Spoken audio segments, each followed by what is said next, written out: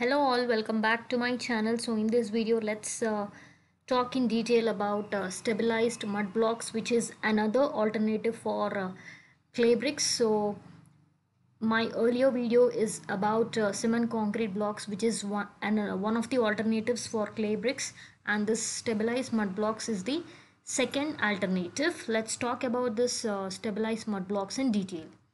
So coming to stabilized mud blocks, these are also called as pressed earth block, and it's a building material which is primarily made from damp soil which is compressed at high pressure to form blocks. If the blocks are stabilized with a chemical binder, say for example Portland cement, then it is called a compressed stabilized earth block or stabilized earth block or stabilized mud block. So what is that we are talking about today is a mud block which is stabilized, or a mud which is stabilized and which is made into the form of a block under high pressure. And one important point is that the blocks are manufactured under a high pressure. For this we are taking the help of a mechanical press.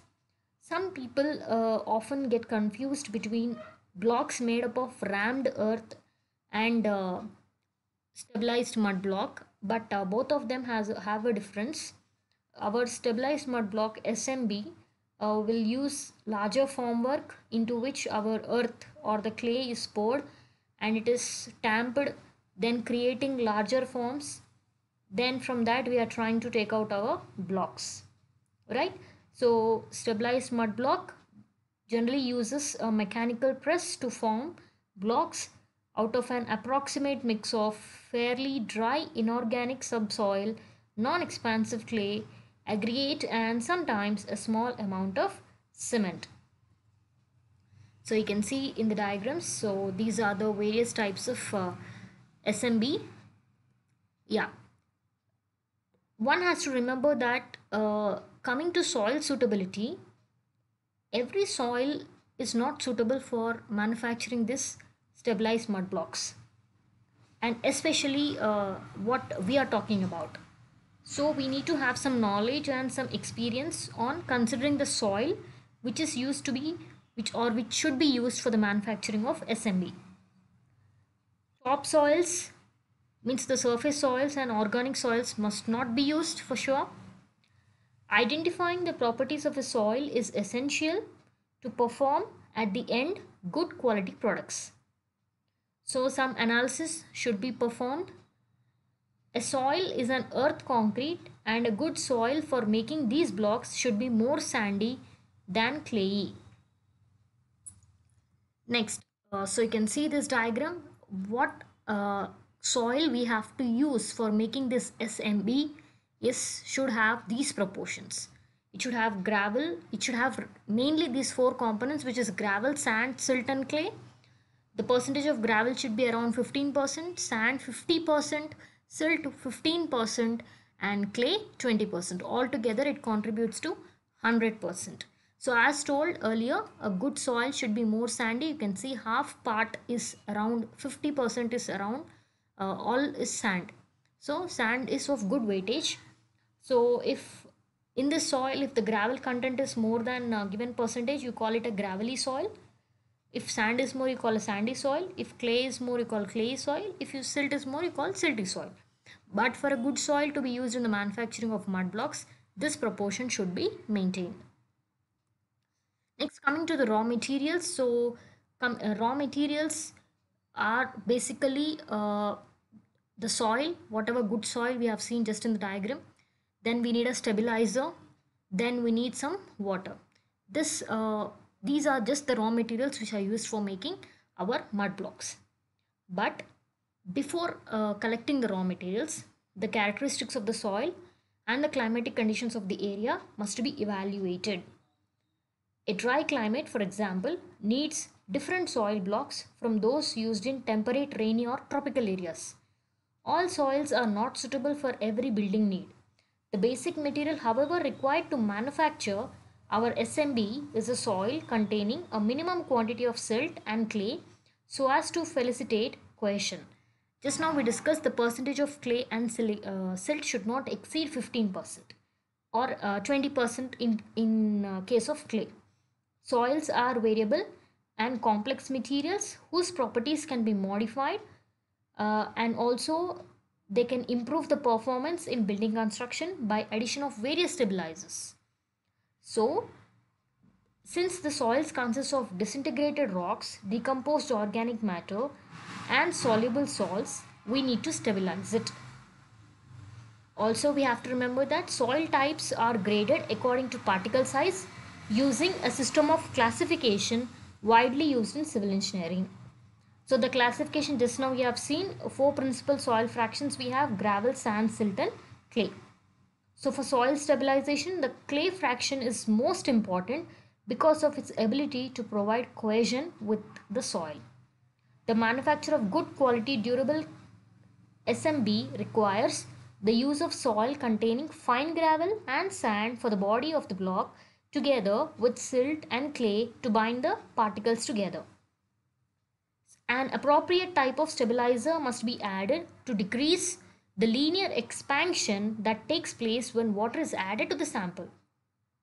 Okay, so especially the stabilizer could be of lime or cement or any other material which will be generally provided in the form of a powder or in the form of a liquid.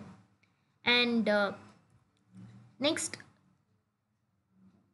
how to prepare the raw materials. The basic raw materials whichever we are getting, as I've told, it is just simply a soil, stabilizer, and water. So the soil may be in wet or dry condition when it is obtained, when you're procuring it, and probably it may not be homogeneous. So in order to have homogeneity in the soil, it is necessary to crush it. So crush the soil and see that it will pass through 5 to 5.6 or 5 to 6 sieve sizes. Means what I mean to say that the size of the particle should be less than 5 Different soil types may also need to be used together so as to obtain good quality of product. Sometimes a heavy clay may be improved by adding sandy soil. It is not only important to measure the proportion of the ingredients but also to mix them thoroughly. So mixing brings the stabilizer and soil into direct contact, improving the physical interaction as well as the chemical reaction and the cementing reaction. It also reduces the risk of uneven production of low quality bricks. Various types and sizes of mixing equipment are available in the market. So based on that, you can take it out and you can just keep mixing the materials. In most of the developing countries, the soil is usually dry when it is taken out from the borrow pit, and or else it will be dried very soon once you take it after digging. So simple hand tools you can use and just you can break the soil grains. So as told earlier, we have to get a uniform mix. So the grains with a homogeneous structure will give you a good soil. A good soil will give you a good block. Okay, so the soil must be dry for sure, and wet soil can be only handled by certain mechanized systems.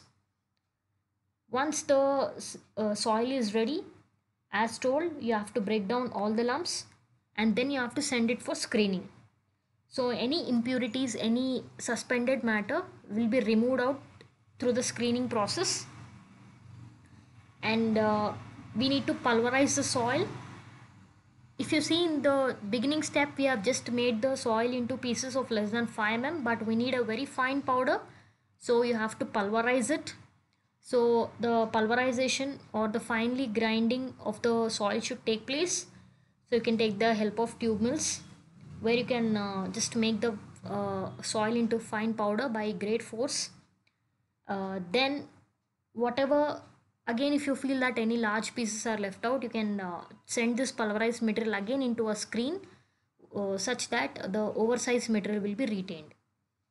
Then after that we will do the sieving process. Even in the sieving process also, any oversized material is there which is not fine, that can be controlled and that can be arrested. So before starting the production process, you should perform test to establish right proportion of soil, stabilizer and water for the production of good quality bricks. The proportions of these materials and water should then be used throughout the production process. Anywhere in between you can't change the proportions. To ensure uniformity in the SMB blocks, or what you are going to produce, the weight or volume of each material used in the block making process should be measured at the same physical state for subsequent batches of the blocks. The volume of the soil or the stabilizer which you are using should be ideally measured. It should be ideally dry or slightly damp. After establishing the exact proportion required of each material, it is advisable to build a measuring device for each material.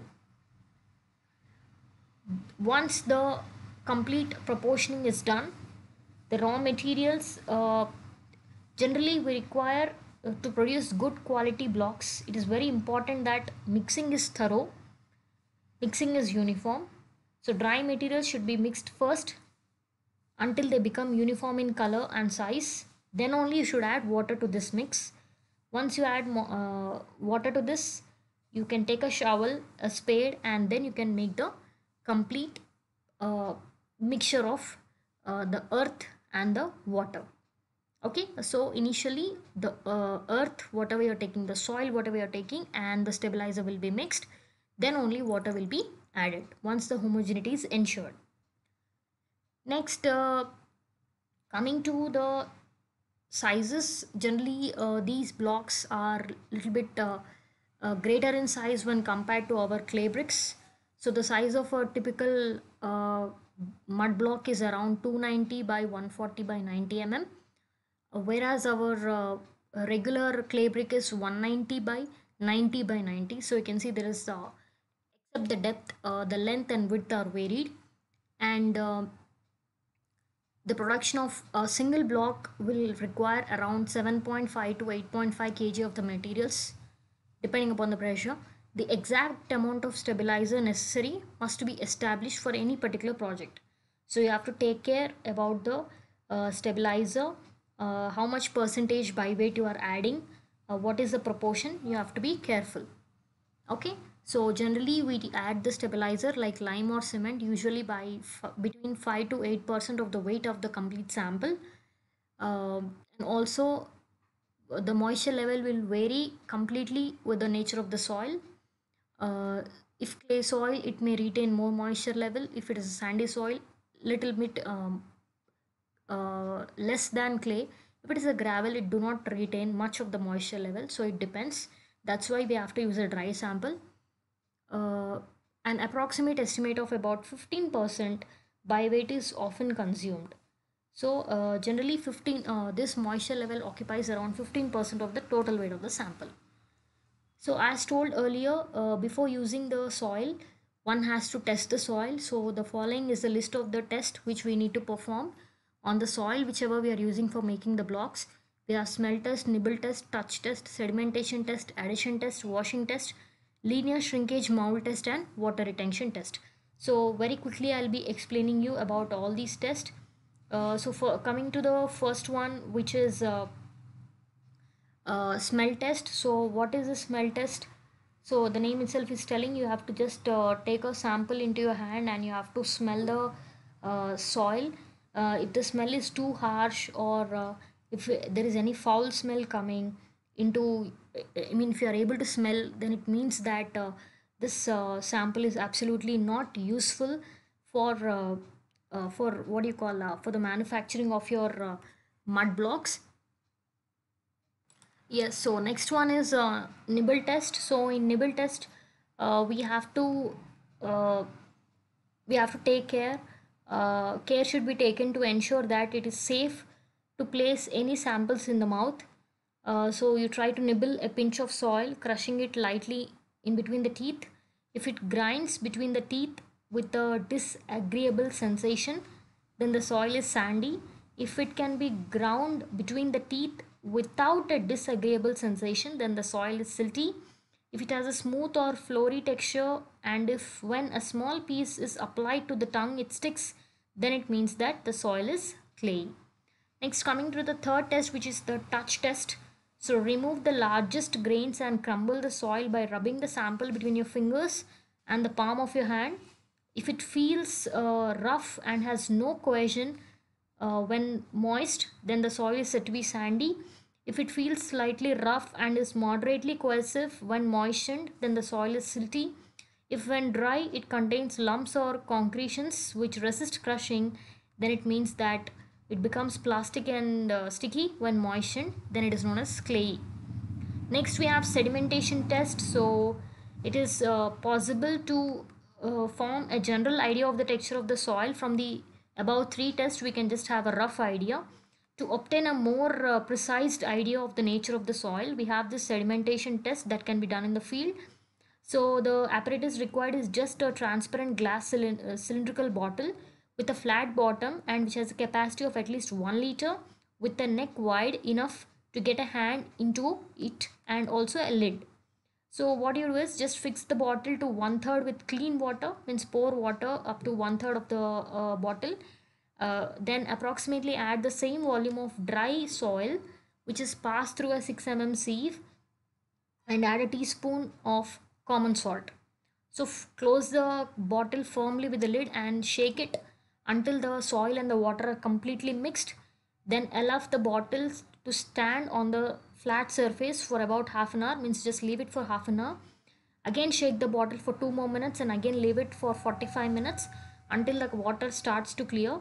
The finer particles fall more slowly. As a result, will be deposited on the top of the larger size particles. 2 or 3 layers will emerge, with the lowest layer containing fine gravel, the central layer containing the sand fraction, and the top layer containing silt and clay. The relative proportions and hence percentages of each fraction can also be determined by measuring the depth of each layer. Next we have addition test. So compact a ball of moist soil. Try to make a ball with this soil so that it does not stick to the fingers, and just try to insert a spatula or knife. If the spatula penetrates into this ball with difficulty and soil sticks to it upon taking out the spatula again, then it means that the soil is extremely clayey. If the spatula can be pushed inside the ball without any difficulty, but a small bit of soil is again coming back when the spatula is removed, then it is moderately clayey. If the spatula can be pushed into the mass without any resistance at all, and even once it comes out dirty after the removal, it means that it is a little clay.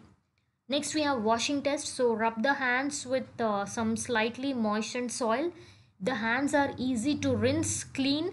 This implies that the soil is sandy. The soil appears to be powdery and the hands can be rinsed clean fairly easily, then it means it is silty. If the soil has a soapy feeling and the hands cannot be rinsed easily, it means that it is clayey.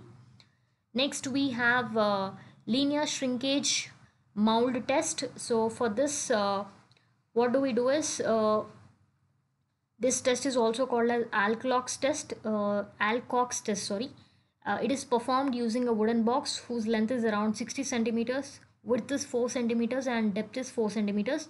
Just try to grease the insides of this block before filling it with the soil. Ensure that the soil is pressed into all corners of the box using a wooden spatula, and also smoothen the top surface after filling the entire block. Expose this filled box to the sun for at least 3 days and then keep it in the shade for 7 days. So after this period, measure the length of the hardened dry soil as compared to the length of the box, and also from that you can calculate the shrinkage. And the last test we have, which is water retention test. So this is very simple test. Just take a soil in the form of a ball around 2 to 3 centimeters in diameter with your hand. Then moisture, just apply small moisture to the ball so that it sticks together, but it do not sticks to your finger. Means you have the same ball shape. Now slightly flatten the ball and hold it in the palm of the hand of your hand. Vigorously tap the ball with other hand so that the water is brought to the surface. So the ball will appear smooth, shiny and greasy. Press the ball flat between the thumb and the index finger. Observe the number of taps required for a reaction as well as the consistency of the soil.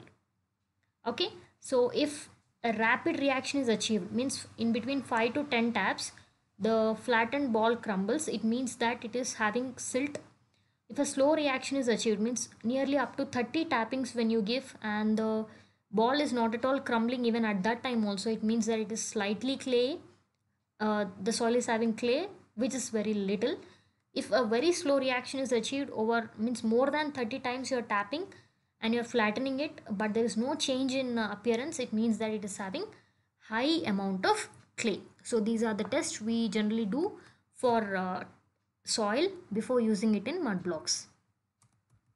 Next we have advantages of using this mud block. So first is it is locally available, so ideally the production is made on the site itself or nearby area, so it will save the transportation cost, fuel cost, it will save your money and time.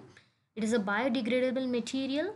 Yes, the houses which are built with these blocks can withstand a minimum of they can withstand very adverse conditions. They require minimum of maintenance. They can withstand heavy rainfalls, snowfalls, and also frost. They have a good strength and durability. And next, coming to limiting deforestation, firewood is not at all required to manufacture these blocks.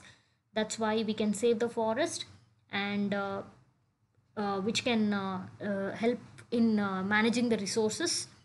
Next is management of resources. As I was talking about the same point, since we are not using stones, quarrying is not required, and we don't require much amount of concretes or whatever materials we are using. So we are just limiting the resources and we are trying to make out the good profitable things from a very little raw material we are having.